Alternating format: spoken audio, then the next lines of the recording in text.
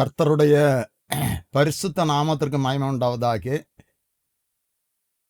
இந்த இரவு வேளையிலும் ஒரு முறைக்கூட்டு சத்தியத்தின் நேர நிகழ்ச்சியின் மூலம் உங்களை சந்திப்பதில் நான் மிகவும் சந்தோஷப்படுகிறேன்.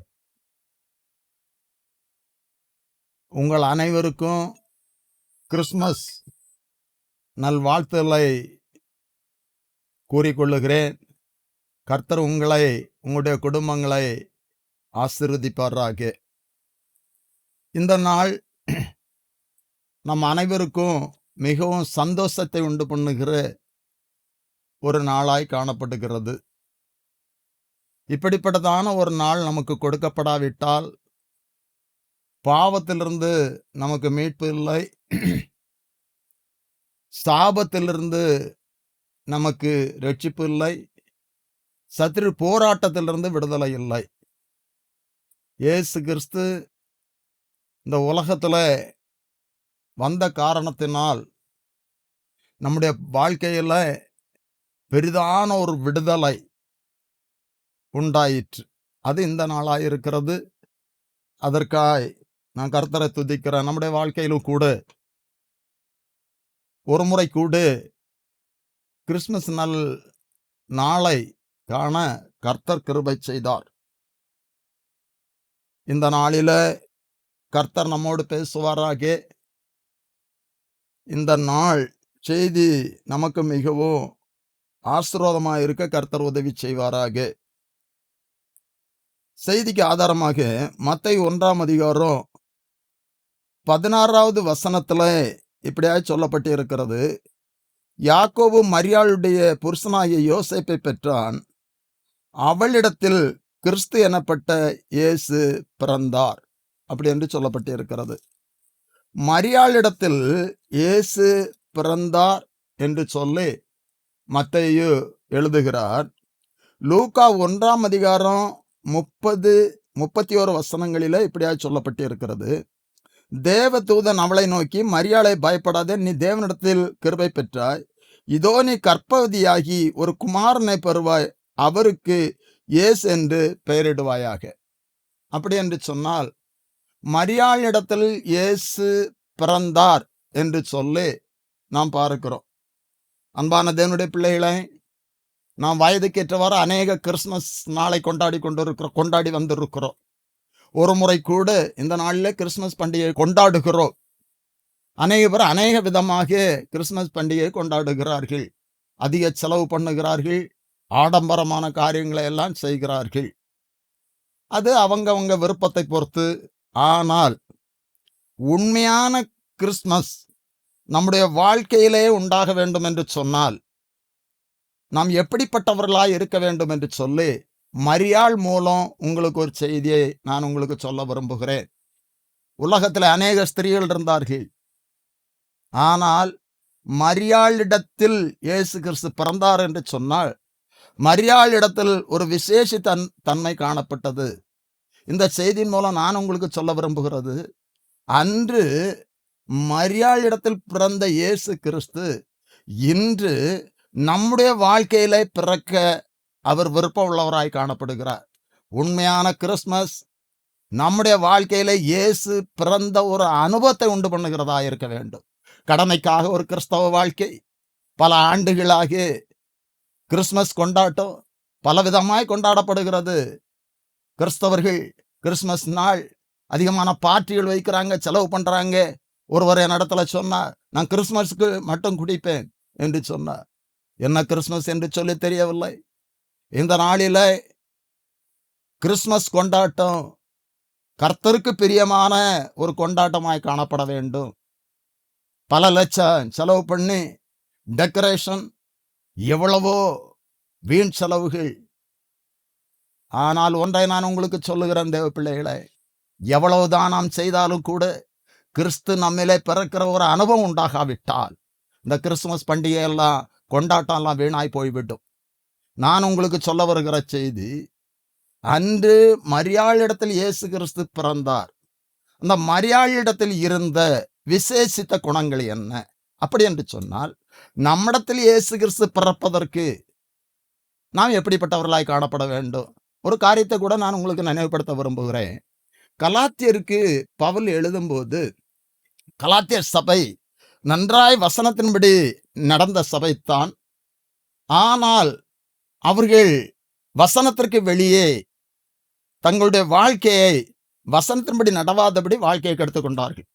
அப்பொழுது பவுல் மிகவும் நன்றாய் ஓடினீர்களே அப்படி என்று சொன்னவர், புத்தியில்லாத கலாத்தியரே அப்படி என்று சொல்லி வேதனைப்படுகிறார்.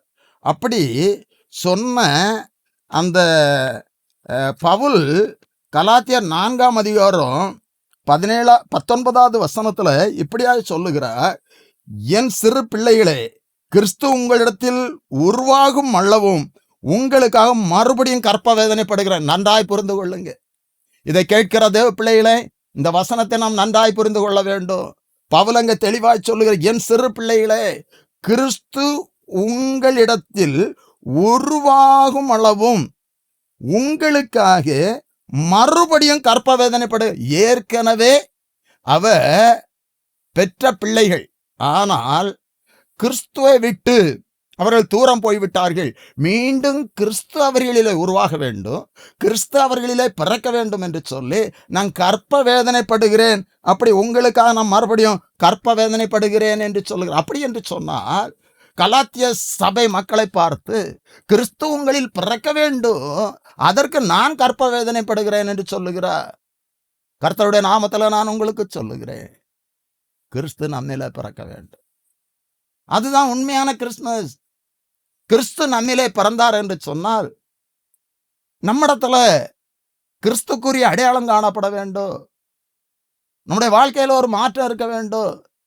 பவுல் சொன்னாரே, அதே கலாத்திய நிருபத்தில் எழுதும்போது, இனி நான் அல்ல, கிறிஸ்துவே என்னில் வாழுகிறார் என்று சொல்லி, கிறிஸ்து நம்மில் பிறந்தார் என்று சொன்னார்.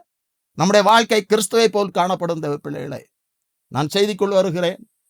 மரியாள் இடத்தில் கிறிஸ்து பிறப்பதற்கு மரியாள் இடத்தில் இருந்த ஒரு 3 காரியங்களை இந்த இரவில் உங்களுக்கு செய்தியாய் சொல்ல விரும்புகிறேன். லூக்கா 1ஆம் அதிகாரம் 27வது வசனத்துல இப்படியாக சொல்லப்பட்டிருக்கிறது, தாவீதின் வம்சத்தனாகிய யோசேப்பு என்கிற நாமமுள்ள புருஷனுக்கு நியமிக்கப்பட்டிருந்த ஒரு கன்னிகையினிடத்தில் தேவனாலே அனுப்பப்பட்டான். அந்த கன்னிகையின் பேர் மரியாள். நன்றாய் கவனிங்க, தேவதூதன் கன்னிகையினிடத்தில் அனுப்பப்பட்டான். அப்ப முதலாவதாக நான் உங்களுக்கு சொல்லுகிறேன், இயேசு கிறிஸ்து மரியாள் இடத்தில் பிறப்பதற்கு அவள் கன்னிகை என்கிற ஒரு அனுபவத்தோடு காணப்பட்டாள். நம்முடைய வாழ்க்கையிலும் நம்முடைய வாழ்க்கையில இயேசு கிறிஸ்து பிறக்க வேண்டும் என்று சொன்னார். இந்த கன்னிகைங்கிற ஒரு அனுபவம் நம்முடைய வாழ்க்கையில வேண்டும் பிள்ளைகளே. ஏதோ கடமைக்காக ஒரு கிறிஸ்தவ வாழ்க்கை அல்ல, கடமைக்காக ஒரு கொண்டாட்டம் அல்ல.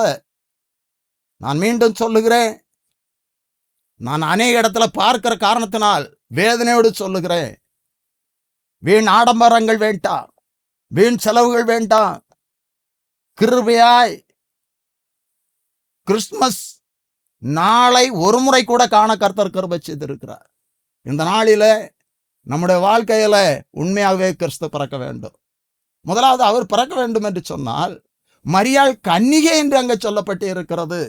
ஏசாயா 7ஆம் அதிகாரம் 14வது வசனத்தில் கூட இப்படியாக நாம் படிக்கிறோம், ஆதலால் ஆண்டவர் தாமே உங்களுக்கு ஒரு அடையாளத்தை கொடுப்பார், இதோ ஒரு கன்னியை கர்ப்பவதியாகி ஒரு குமாரனை பெறுவாள், அவருக்கு இம்மானுவேல் என்று பெயரிடுவாள் அப்படின்னு சொல்லப்பட்டு, ஒரு கன்னிகை நாம் கன்னிகையாய் இருப்போம் என்று சொன்னால் இயேசு கிறிஸ்து நம்மிடத்தில் பிறப்பா.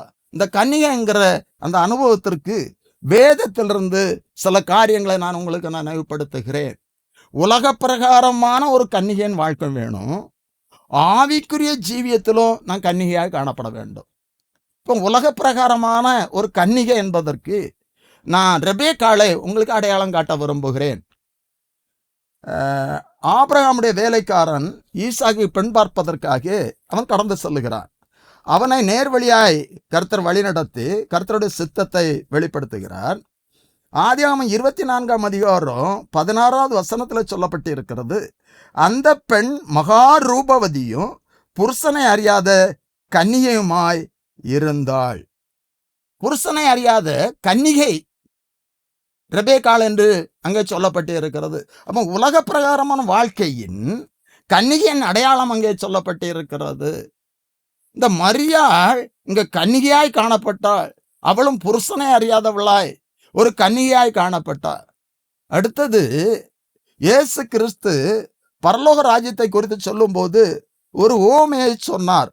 மத்தேயு 25ஆம் அதிகாரம் முதல் வசனத்துல பரலோக ராஜ்யம்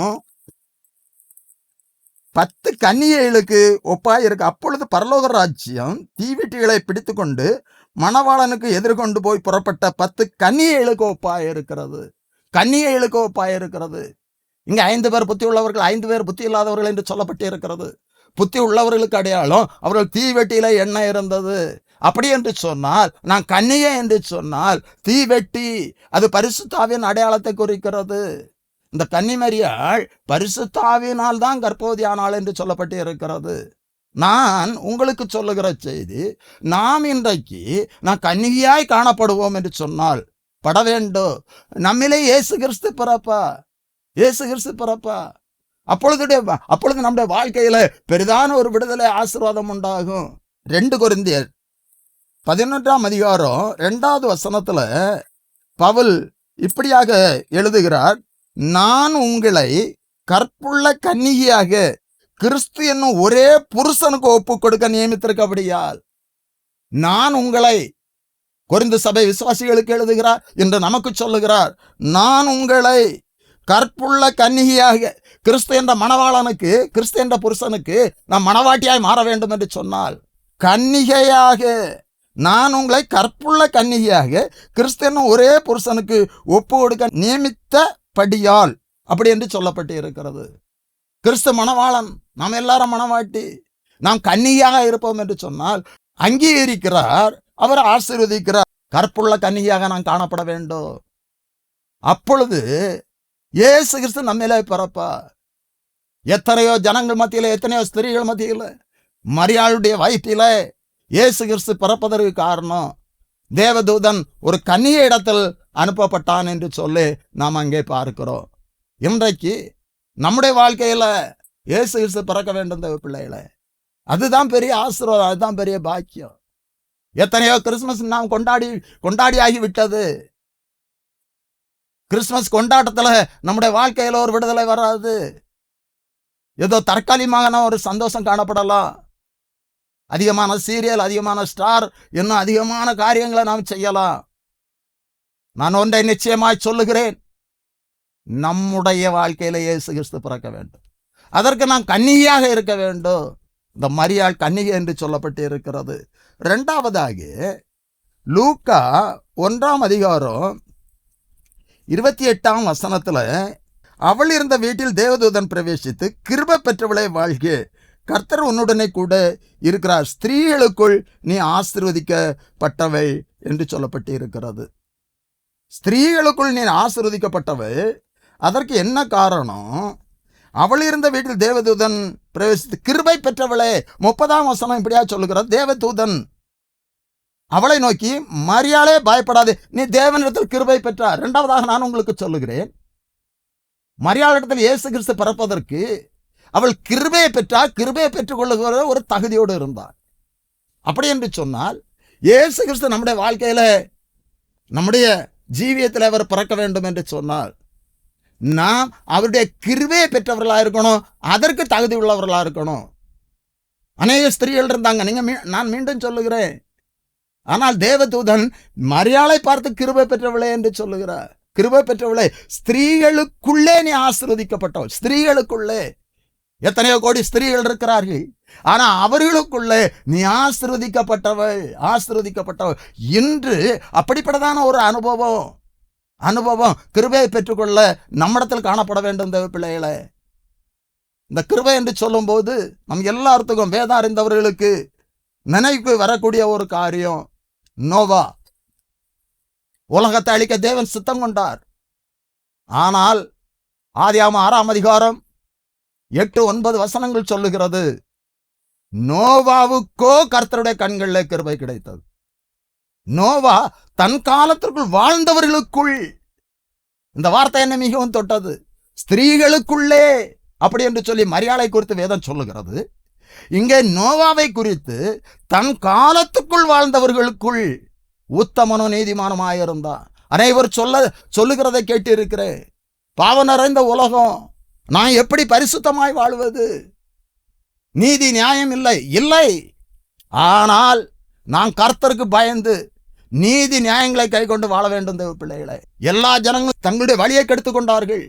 மனிதனை சிருஷ்டித்ததற்காக தேவன் மனஸ்தாபப்பட்டார். ஆனால் நோவாவுக்கோ கர்த்தருடைய கண்களில் கிருபை கிடைத்தது. நான் இதை ஏன் அழைத்து சொல்லுகிறேன் என்று சொன்னால், கிருபை பெற்றவளே வாழ்க, ஸ்திரீகளுக்குள் நீ ஆசீர்வதிக்கப்பட்டவள்.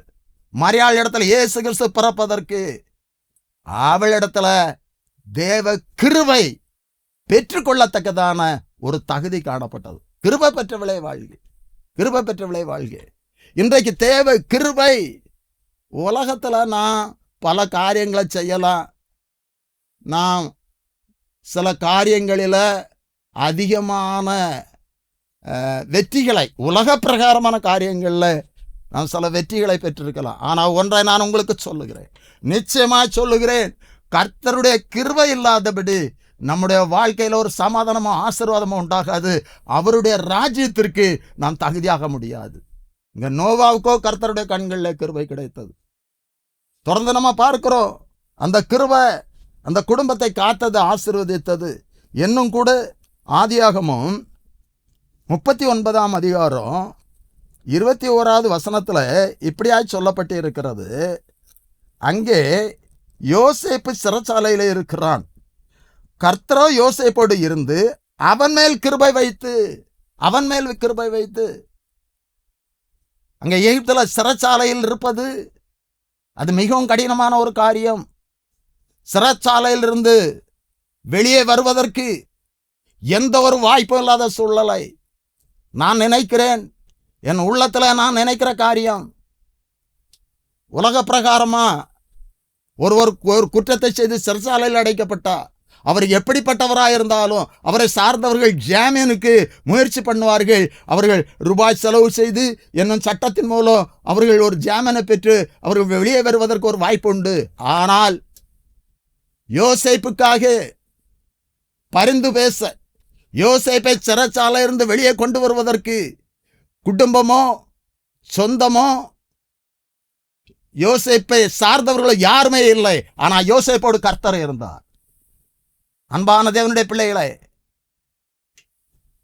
நான் சொல்லுகிற இந்த வார்த்தை என்னுடைய உள்ளத்தை மிகவும் தொட்ட ஒரு வார்த்தை.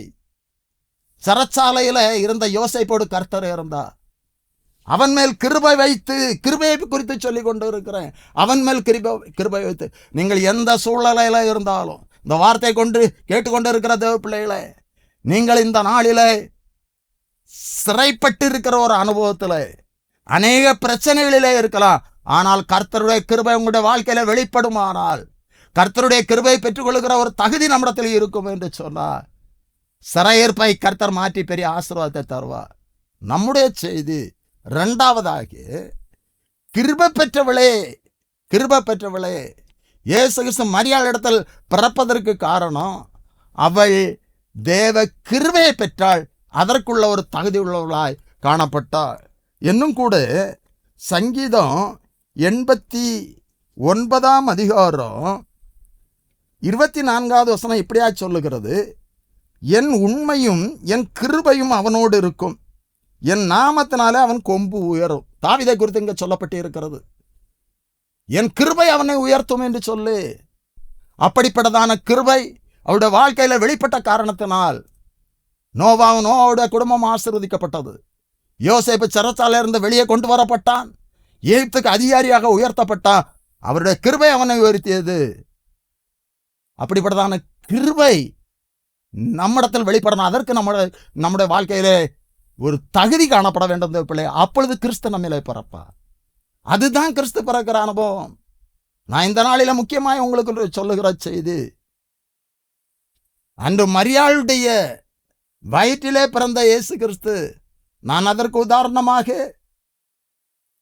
பவுல் சொன்ன வார்த்தையை நான் உங்களுக்கு நினைவுபடுத்தினேன். மறுபடியும் கிறிஸ்து உங்களிலே உருவாகும் அளவும், உங்களிலே பிறக்கும் அளவும் நான் கர்ப்ப வேதனைப்படுகிறேன் என்று சொல்லுகிறார். நம்மிலே கிறிஸ்து பிறக்க வேண்டும். அந்த அனுபவத்தை நாம் பெற்றுக்கொள்ள வேண்டும் தேவ பிள்ளைகளை.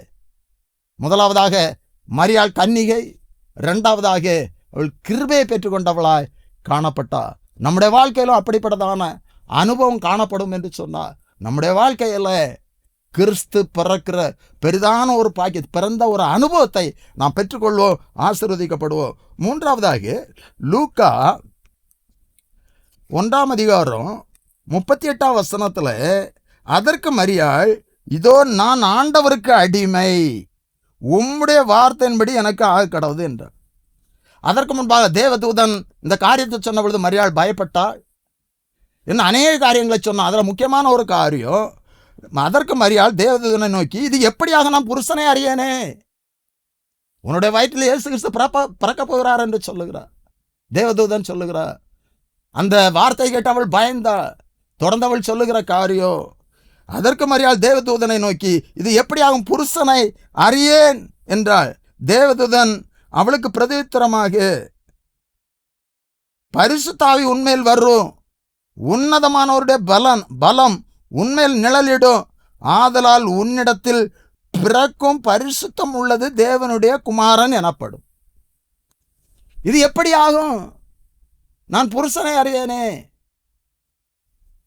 இப்பொழுது தேவதூதன் சொன்ன வார்த்தை முழுமையாக ஏற்றுக்கொண்டார். மரியாள் சொல்லுகிற ஒரு காரியம், நான் உமக்கு அடிமை, நான் உமக்கு அடிமை. மூன்றாவதாக நான் சொல்லுகிற காரியம், மரியாள் முழுமையாய் தன்னை ஒப்பு கொடுத்தாள். தேவ பிள்ளைகளே, இது அந்த நாட்களில், அந்த தேசத்தில், அந்த கலாச்சாரத்தின்படி புருஷனை அறியாது ஒரு ஸ்திரீ கர்ப்பவதியானாள். அது மிகவும் அவளுடைய வாழ்க்கையில பெரிய பிரச்சனையான ஒரு காரியம், அவமதிக்கப்படுகிற ஒரு சூழ்நிலை. புருஷனை அறியேனே. நியமிக்கப்பட்டிருந்த அந்த யோசேப்பும் கூட தள்ளிவிட மனதா இருந்தான் என்று சொல்லி பார்க்கிறோம். அவனிடத்தில் கர்த்தருடைய தூதன் பேசினான். அதை நாம் அங்கே வேதத்தில் அறிந்திருக்கிறோம். தேவ பிள்ளைகளே, நான் உங்களுக்கு சொல்லுகிற செய்தி, மரியாள் இடத்தில் இயேசு கிறிஸ்து பிறப்பதற்கு அவளிடத்தில் இருந்த அனுபவம் என்ன, நம்மிடத்தில் இயேசு கிறிஸ்து பிறப்பதற்கு நாம் பெற்றுக்கொள்ள வேண்டிய அனுபவம் என்ன? மூன்றாவதாக அடிமை என்று ஒப்பு கொடுத்தார். அடிமை என்று ஒப்பு கொடுத்தார். ரோமர் 6:22 இப்பொழுது நீங்கள் பாவத்தினின்று விடுதலையாக்கப்பட்டு தேவனுக்கு அடிமையானதனால், பாவத்திலிருந்து விடுவிக்கப்பட்டு தேவனுக்கு அடிமை. 18 இப்படியா சொல்லுகிறது, பாவத்தினின்று நீங்கள் விடுதலையாக்கப்பட்டு நீதிக்கு அடிமையானீர்கள். நீதிக்கு அடிமையானீர்கள். நான் பாவத்தில் பிறந்தோம், பாவத்தில் வளர்ந்தோம், கிருபையினால் ரட்சிக்கப்பட்டு இருக்கிறோம். ரட்சிக்கப்பட்ட நாம் தேவனுக்கு அடிமையாக இருக்கிறோம். இன்றைக்கு அநேக கிறிஸ்தவர்களுக்கு கூட அநேக பழக்கங்களுக்கு அடிமையாக இருக்கிறார்கள், அநேக உலக காரியங்களுக்கு அடிமையாக இருக்கிறார்கள். நாம் இந்த உலகத்தில் எந்த ஒரு காரியத்திற்கும் அடிமையாக கூடாது. ரட்சிக்கப்பட்டனா நான் தேவனுக்கு அடிமையாக காணப்பட வேண்டும். பிள்ளைகளை, 1 கொரிந்தியர் 6:12 அவர் சொல்லுகிறது, எல்லாவற்றையும் அனுபவிக்க எனக்கு அதிகாரம் உண்டு, ஆகிலும் எல்லாம் தகுதியாயிராது. எல்லாவற்றையும் அனுபவிக்க எனக்கு அதிகாரம் உண்டு, ஆகிலும் நான் ஒன்றுக்கும் அடிமைப்பட மாட்டேன். பவுல் சொல்லுகிறார், மிக வசதி படைத்தவர், நன்றாய் படித்தவர், அவருக்கு இந்த உலக பிரகாரமான காரியத்தை அனுபவிக்க அதிகாரம் உண்டு. நமக்கும் அப்படித்தான் தேவ பிள்ளைகளை. நம்ம எல்லாருக்கும் எதை செய்ய வேண்டும் என்று சொன்னாலும் நமக்கு அதிகாரம் இருக்குது. ஆனால் அது தகுதியாயிருக்குமா?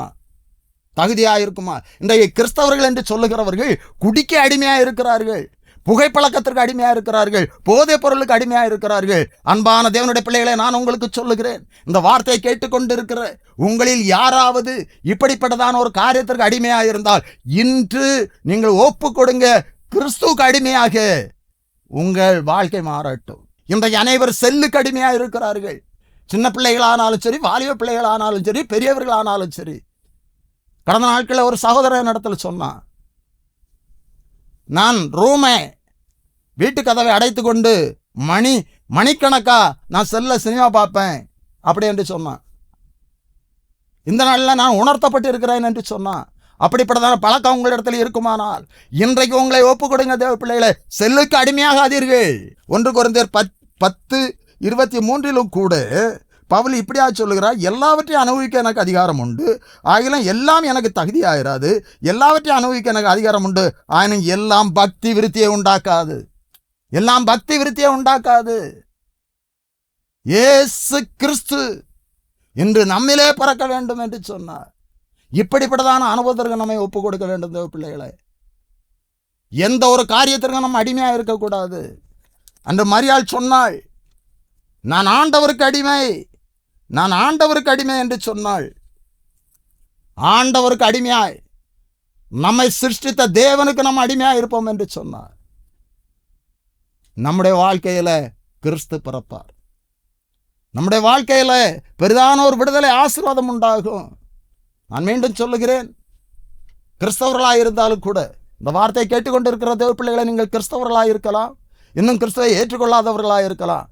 ஆனால் எந்த ஒரு காரியத்திற்கும் அடிமையாகாதீர்கள். அந்த நீங்கள் உலக பிரகாரமான பழக்க வழக்கங்களுக்கு அடிமையாக இருந்தா அதனால் உங்களுடைய வாழ்க்கையில பெரிதான பிரச்சனை, பெரிதான தீங்கு, பெரிதான கெடுதல் உண்டாகும் தேவ பிள்ளையே.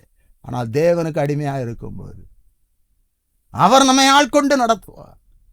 நான் தேவனுக்கு அடிமையாக இருக்கும்போது, நம்மை ஒப்பு கொடுக்கும்போது கிறிஸ்து நம்மை பிறப்பா. இந்த மரியாதையிடத்தில் இருந்த அனுபவம் உமக்கு அடிமை என்று சொல்லி ஒப்பு கொடுக்கிறார். இந்த வசனத்தை கேட்டுக்கொண்டு இருக்கிற அன்பான தேவச்சனமே, இந்த நாளில் நம்முடைய வாழ்க்கையிலே இயேசு கிறிஸ்து பிறக்க வேண்டும். நம்முடைய குடும்பத்தில் இயேசு கிறிஸ்து பிறக்க வேண்டும். அவர் பிறந்தார் என்று சொன்னால் நம்முடைய வாழ்க்கை மாறும். நம்முடைய துக்கம் சந்தோஷமாய் மாறும். நம்முடைய சாபம் மாறும், பாவம் மாறும். நம்ம ஆசீர்வதிக்கப்படுவோம். அதற்கு கன்னிகை, கிருபை, அடிமை என்கிற ஒரு 3 அனுபவத்திற்கும் நம்மை ஒப்பு கொடுப்போம். கர்த்தர் நம்மை ஆசீர்வதிப்பார். எங்களுக்காக தம்முடைய ஒரே பேரான குமாரனை இந்த உலகத்திற்கு தந்தரில் எங்கள் மேல் அன்பு கூர்ந்த எங்கள் பரிசுத்த பரலோகத்தின் பிதாவே, ஆசீர்வாதமான இந்த இரவு வேளைக்காக மகிழ் ஸ்தோத்திரம் அப்பா. இந்த வேளையில் நாங்கள் தியானித்த வசனத்திற்கு எங்களை ஒப்பு கொடுக்கிறோம். இந்த வசனத்தை கேட்ட ஒவ்வொருவருக்காக அடிய நம்முடைய சமூகத்தில் கெஞ்சி ஜெபிக்கிறேன் அப்பா. அன்று மரியாளிடத்தில் இயேசு பிறந்தார் என்று சொல்லி நாங்கள் பார்க்கிறோம் அப்பா. இன்று எங்களுடைய வாழ்க்கையில் நீர் பிறப்பதற்கு எங்களை தகுதிப்படுத்துங்கப்பா. மரியாளிடத்தில் பிறப்பதற்கு அவள் கன்னிகையாக இருந்தால், கிருபை பெற்றவளாக இருந்தால், அடிமை என்று ஒப்பு கொடுத்தாளப்பா. அப்படியே எங்களுடைய வாழ்க்கையிலும் கர்த்தாவே கன்னிகைங்கிற அனுபவத்திற்கு எங்களை ஒப்பு கொடுக்கிறோமப்பா. நாங்கள் இந்த உலகத்தில் ஒரு கன்னிகையான வாழ்க்கை வாழ, கற்புள்ள வாழ்க்கை வாழ பவுல் சொன்னது போல கர்த்தாவே எங்களுடைய அனுபவம் மாற எங்களுக்கு நீர் கிருபை செய்யும்படியாக ஜெபிக்கிறோம். மரியாளிடத்தில் நீர் இயேசு பிறப்பதற்கு அவள் கிருபை பெற்றவளாக இருந்தாளப்பா. நாங்களும் உடைய கிருபையை பெற்றுக்கொள்ளத்தக்கதான ஒரு தகுதி எங்களுக்கு உண்டாகட்டும் அப்பா. கர்த்தாவே இந்த நாளில் எங்களை தகுதிப்படுத்தும் அப்பா. அப்படியே எங்களை முற்றிலுமாய் ஒப்பு கொடுக்கிறோம். உமக்கு அடிமை என்று சொல்லி ஒப்பு கொடுக்கிறோம். நாங்கள் அந்த உலக பிரகாரமான காரியங்களுக்கு, பழக்கங்களுக்கு, வழக்கங்களுக்கு அடிமையாயிராதபடி உமக்கு அடிமையாயிருக்க கர்த்தர் கிருபை தாரும். இந்த வசனத்தை கேட்ட ஒவ்வொருவருக்காகவும் உங்களுடைய நாமத்தில் ஜெபிக்கிறேன். மனபாரத்தோடு இருப்பவர்களுக்கு சமாதானத்தை கொடும், வியாதியோடு இருப்பவர்களுக்கு விடுதலை கொடும், அநேக பிரச்சனை போராட்டங்களோடு காணப்படுகிறவர்களுக்கு நேர் இரக்கம் செய்யும் அப்பா. இந்த நாள் ஒவ்வொருவருக்கும் ஆசீர்வாதமாக இருக்கட்டும். ஒவ்வொருவரையும், குடும்பத்தையும், பிள்ளைகளையும் கர்த்தர் ஆசீர்வதியும். மீட்பர் இயேசு கிறிஸ்துவின் ஜெபிக்கிறோம் நல்ல பிதாவே, ஆமென்.